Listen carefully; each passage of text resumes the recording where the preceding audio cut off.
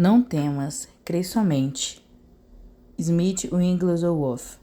Quero abordar uma das verdades mais maravilhosas das Escrituras, escrita para nos ajudar a crer em Deus. Não temas, crê somente. Marcos 5, verso 36. É nosso privilégio não somente entrar pela fé, mas também nos tornarmos participantes das bênçãos que Deus deseja conceder-nos. Minha mensagem diz respeito à fé. Algumas pessoas não ouvem pela fé e por isso a mensagem não causa algum efeito. Há duas formas de ouvir pela fé, que ocasiona a manifestação de milagres, e outra que nada produz, ouve-se apenas o som de meras palavras.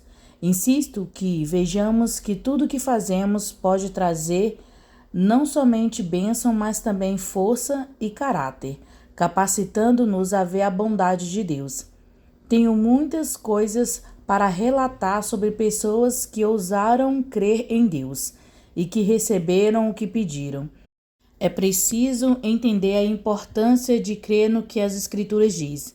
A palavra é maravilhosa, é eterna, poderosa. É a palavra de cura da substância, é a palavra da vida. Transmite vida à nossa natureza, a todos nós que cremos e nos apegamos a ela. Precisamos saber que há uma necessidade da palavra de Deus. E, no entanto, é exatamente a necessidade que nos traz bênção. Por que estou aqui? Porque Deus me liberou quando ninguém mais podia fazer isso. Apresento-me como alguém que foi abandonado por todos e que ninguém queria ajudar. Eu era zeloso pela salvação das almas. Se você estivesse em Bradford, saberia disso. Recebemos proteção policial por quase 20 anos, no melhor local da cidade. Humildemente, junto à minha querida esposa, que era fogo de Deus, ministrávamos diariamente ao ar livre.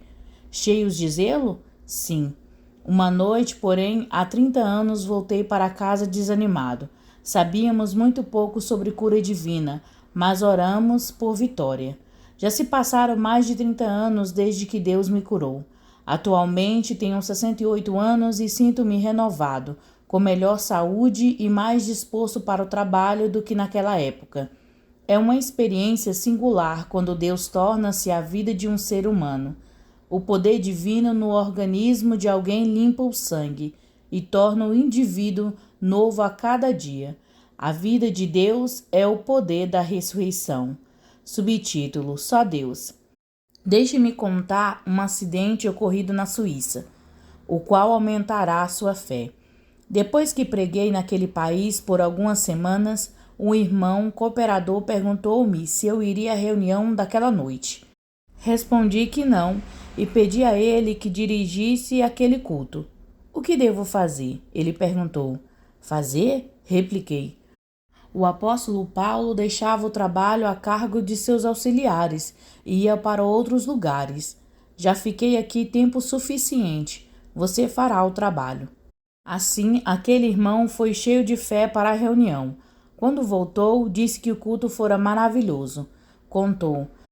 Convidei todos para irem à frente. Tirei o casaco, enrolei a manga da camisa e orei e todos foram curados. Apenas fiz o que você me instruiu. Jesus disse aos seus discípulos: Dou-lhes poder sobre todo o poder do inimigo. Eles entraram nas casas e curaram os enfermos. O ministério divino que opera em nós é maravilhoso, mas quem pode dizer por si mesmo: Posso fazer isso ou aquilo? Se Deus operar, tudo irá bem. Mas se tentarmos fazer as coisas pelos meios nossos, tudo sairá errado. Quando se está fraco, então se é forte. Quando alguém confia na sua própria força, então está fraco. Você deve reconhecer essa verdade e viver somente onde o poder divino estiver sobre você, onde o Espírito se move em seu interior. Então Deus manifestará seu grande poder e você dirá como Jesus disse: O Espírito do Senhor está sobre mim. Deus traz um fato glorioso e notável à nossa mente: a cura da menina que não tinha mais esperança. Os médicos haviam falhado. A mãe disse ao pai: há somente uma esperança. Se trouxermos Jesus aqui, Se conseguirmos encontrá-lo, nossa filha certamente viverá. Você acha que é possível uma pessoa em qualquer lugar sair à procura de Jesus e não encontrá-lo? Será possível pensar em Jesus sem que ele se aproxime? Não. Aquele homem conhecia o poder que há no nome de Jesus. E em meu nome expulsarão demônios. Marcos 16, verso 17. No entanto, temos de certificar-nos de que conhecemos o nome, pois em Atos 19, os 7 filhos do sacerdote Seva disseram aos endemoniados: Esconjuro-vos por Jesus a quem Paulo prega. Verso 13. O espírito maligno respondeu: Conheço a Jesus e bem sei quem é Paulo, mas vós quem sois? Verso 15. Sim, o diabo conhece cada cristão. Os 7 irmãos quase perderam a vida. Os poderes do mal investiram contra eles que quase sucumbiram. O poder é mais alto do que simplesmente pronunciar um nome. Trata-se da natureza do nome de Jesus dentro de você. É a personalidade divina no seu interior. É Jesus que desceu para habitar dentro de você. Quando ele se torna tudo em nós, então Deus opera por nosso intermédio. Jesus é a vida, o poder de Deus. Deus opera por intermédio da vida. O Senhor é vida. O poder do Espírito Santo no ministério traz todo aquilo que crê para o nível de relacionamento divino que Jesus passa a viver poderosamente em nós e nos capacita a vencer todos os poderes do inimigo. O Senhor curou aquela menina quando o pai encontrou Jesus. A palavra do Senhor veio não como uma teoria, mas com um poder divino operando naquelas vidas. Pelo poder do Espírito, homens e mulheres tornam-se novas criaturas, portadores da nova vida. Temos de perceber que quando essa palavra divina chega até nós, pelo poder do Espírito Santo, falamos segundo a vontade de Deus e não por meio de sabedoria humana, mas como a mente divina controlada pela palavra de Deus, não somente como carnais, mas como oráculos do Espírito. Subtítulo: Jesus fala com autoridade. Quando o chefe da sinagoga encontrou Jesus, adorou-o. Havia muitas pessoas ao redor. Todos queriam ouvir o que Jesus tinha a falar. Ele não falava como escriba, mas com autoridade e poder. Suas palavras eram repletas da glória divina. Um jovem pregava em um mercado quando fui confrontado por alguns ateus. Havia 5 Cristos, disseram. Qual deles você prega? O jovem respondeu: o Cristo que ressuscitou dentre os mortos. Há somente um que ressuscitou. Há somente um Jesus vivo. Assim como ele vive, também vivemos. Glória a Deus. Ressuscitamos com ele, e vivemos com ele, e reinaremos com ele. Aquele líder da sinagoga havia se aproximado da multidão, parou diante de Jesus e disse: Minha filha está moribunda. Rogo-te que venha e lhe imponhas as mãos para que sare e viva. Marcos 5, verso 23. Jesus respondeu que ia com ele. Que garantia! No entanto, quando andava pela estrada, uma mulher que sofria de hemorragia aproximou-se dele. Estava enferma há 12 anos e gastara todos os seus bens com médicos e não tinha mais dinheiro e seu estado de saúde piorara. Você já passou por isso? Quando eu era encanador, tinha de terminar meu trabalho antes de pegar o dinheiro e nem sempre recebia. Creio que se houvesse um meio de que os médicos só receberiam o salário depois que as pessoas estivessem curadas, não haveria tantos casos semelhantes. Aquela mulher suportara sua enfermidade por 12 anos. Agora precisava de alguém que a curasse sem cobrar coisa alguma, pois estava falida e desesperada. Jesus veio para salvar as pessoas enfermas, paralíticas e aleijadas. Quando ele veio, proclamou liberdade aos cativos, abriu os olhos dos cegos e os ouvidos dos surdos. Muitas pessoas deveriam ter falado à mulher: se você tivesse chegado um pouco mais cedo, teria visto as coisas maravilhosas que Jesus fez. Os aleijados andaram, os cegos viram. A mulher que estivera doente por 12 anos teria replicado: vocês me fazem sentir que, se ao menos pudesse vê-lo, eu seria curada. As notícias fortaleceram a sua fé e ela ficou firme. Tinha um propósito interior. A fé é um grande poder, ela consegue tudo. Quando a verdadeira fé entra em operação, nós não dizemos, não me sinto melhor. A fé diz, estou curado. A fé não afirma, minha perna não se move. A fé diz, minha perna está normal. A fé não enxerga a enfermidade. A pessoa curada diz pela fé, não vejo mais sintomas. Orei por uma senhora que sofria de bócio e a doença desapareceu. Em um culto de testemunho ela disse, louvo ao Senhor, porque Ele curou minha enfermidade. Ela passou por 12 meses contando às pessoas como fora curado. Algum tempo depois, estive no mesmo local e as pessoas disseram, aquela senhora tem um inchaço enorme. Chegou a hora dos testemunhos. Ela se levantou e disse, estive aqui há 12 meses e Deus curou meu problema. Foram 12 meses maravilhosos. Quando aquela senhora voltou para casa, seus parentes disseram, você deveria ter visto as pessoas hoje, quando deu testemunho de sua cura. Pensava que havia algo errado com você. Se olhar no espelho, você verá que o inchaço está maior do que antes. Aquela mulher de fé subiu as escadas de sua casa, mas não foi olhar no espelho. Em vez disso, ajoelhou-se e orou. Senhor, mostra às pessoas, assim como mostrastes a mim, como me curaste de forma maravilhosa. Na manhã seguinte, seu pescoço estava perfeito. A fé não procura evidência. A fé louva a Deus pelo que foi feito.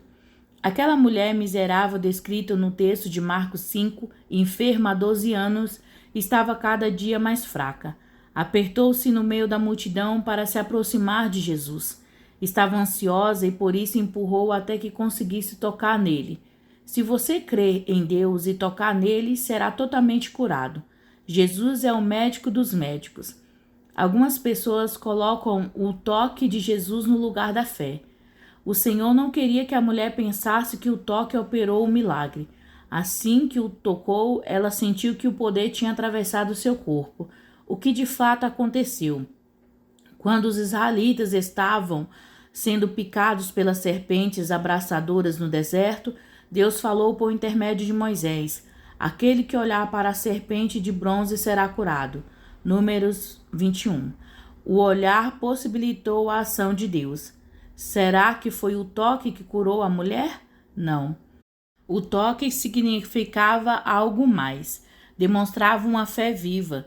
Jesus disse, filha, a tua fé te salvou. Marcos 5, verso 34, parte A. Se Deus levasse a esse ponto de fé, não haveria pessoa alguma enferma que não pudéssemos curar. Entretanto, cuidado, assim que a mulher começou a testificar a toda a multidão, o diabo entrou em ação. Ele sempre está presente nas reuniões de testemunho. Quando os filhos de Deus se reuniram na época de Jó, o diabo estava presente. Enquanto tudo aquilo acontecia na rua, 3 pessoas chegaram vindas da casa de Jairo e disseram-lhe, nada mais pode ser feito. Este Jesus nada mais pode fazer por sua filha morta. Sua esposa precisa de você em casa. Jesus, porém, lhe disse, não temas, crê somente. Jesus profere sua palavra no tempo exato. Ele nunca está atrasado. Quando o caos é completo, quando a dor é mais severa, o câncer se espalha pelo corpo, então chega a palavra, crê somente. Quando parece tão difícil, é difícil termos alguma esperança. A palavra de Deus chega a nós, crê somente. Quando Jesus chegou à casa de Jairo, encontrou muitas pessoas chorando e disse, por que vos alvoroçais e chorais? A menina não está morta, mas dorme. Marcos 5, verso 39. Há uma palavra maravilhosa que Deus deseja que você escute. Jesus disse, eu sou a ressurreição e a vida. João 11, verso 25, parte A. O cristão pode adormecer, mas não dorme. Se as pessoas compreendessem as profundezas de Deus, toda a situação seria mudada. Esta verdade nos faz olhar com a esperança para o dia da vinda do Senhor. O que a Escritura diz? Que aqueles que dormem serão trazidos pelo Senhor. Jesus sabia disso. A menina não está morta, mas dorme. E riram-se dele. Marcos 5, verso 39 e o 40, parte A. Vemos a falta de sinceridade daqueles que choravam pela forma como pararam de chorar e começaram a rir. Jesus chamou o pai e a mãe da menina e, entrando no quarto onde ela estava, tomou-a pela mão e disse: Talita cumi, que é traduzido: Menina, a ti te digo, levante-se. Verso 41. A menina sentou-se na cama. Louvado seja o Senhor. Jesus ordenou que lhe desse algo para comer. Que Jesus maravilhoso! Precisamos entender a importância dele em nossa vida. Ninguém pode ficar sem saber que não apenas somos salvos, mas que Deus pode viver em nosso corpo. Você foi regenerado para uma esperança viva no momento em que você creu em Jesus. Aquele que crê no Filho tem a vida eterna. João 3, verso 36. Você adquiriu a vida eterna quando creu. A primeira vida é temporal, natural, material. A partir do novo nascimento, você existirá para sempre. Fomos regenerados mediante um poder incorruptível pela palavra de Deus. O novo nascimento é para a justiça. Somos regenerados em Deus quando cremos. Ele sempre traz a salvação por meio do coração humano. Aquele que crer de todo o coração e confessar com a boca é salvo. Romanos 10, verso 10. Jesus está aqui para libertar os que estão presos. Se você sofre fisicamente, ele o curará. Jesus diz: para todas as almas doentes, para todos aqueles que são afligidos pelas enfermidades, não temas, crê somente.